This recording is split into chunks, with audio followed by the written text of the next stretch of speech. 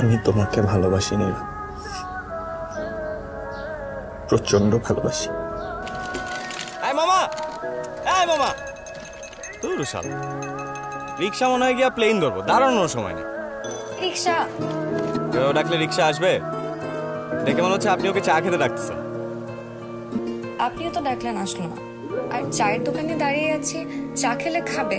কোনো যদি কোনো কিছু প্রয়োজন হয় বা আমাকে মনে হয় তাহলে নক দিবেন। কাজে লাগবে বলে মনে হয় না, দিচ্ছেন যখন নিলাম।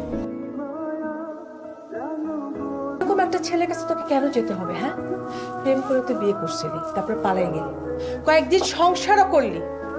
আসিফ যে সংসার ম্যাটেরিয়াল না, সেটা তুই এখনো বুঝতে পারিস না। মা, আসিফ আর বেশি দিন বাঁচবে না।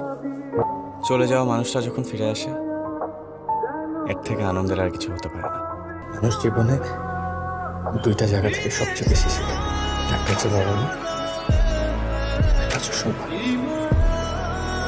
আমি দুজনের কাছেই শিখেছি এই পৃথিবীতে যত শক্তি আছে, সর্বশ্রেষ্ঠ শক্তি আছে ভালোবাসা। কোনো একটা সম্পর্ককে যদি ফল ভাবি, তাহলে যতক্ষণ পর্যন্ত না আপনি ফলটা কাটবেন, আসলে বুঝতে পারবেন না যে ভেতরটা কেমন। তুমি ওনার থেকে 2 লাখ টাকা লোন নিছো, তার উপর টাকাটা রিপেও করো নাই। আরে বেলায় বেড়াইতেছো, হোয়াটস রং উইথ ইউ?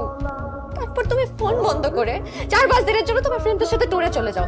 আমি তোমাকে ফোনে পাই না, তুমি কোথায় আসো, কি করতেছো, আমি কিচ্ছু জানি না, কিচ্ছু জানি না। আমি একটা প্রেসার কুকারের মধ্যে আছি, যে কোনো সময় বার্স্ট আউট হয়ে যাব। তোমার সাথে না আমি আর থাকতে পারতেছি না। আমি কি তোমার শাড়ি পরার অপূর্ব মুখটা আর কোনোদিন দেখবো না? এই পৃথিবীর এত সুন্দর জ্যোৎস্না আর কোনোদিন দেখবো না? এক্সিসলের গন্ধে আমি তোমার গন্ধ পাই না, যে কটা দিন বাঁচি আমার তোমার গন্ধ লাগবে না।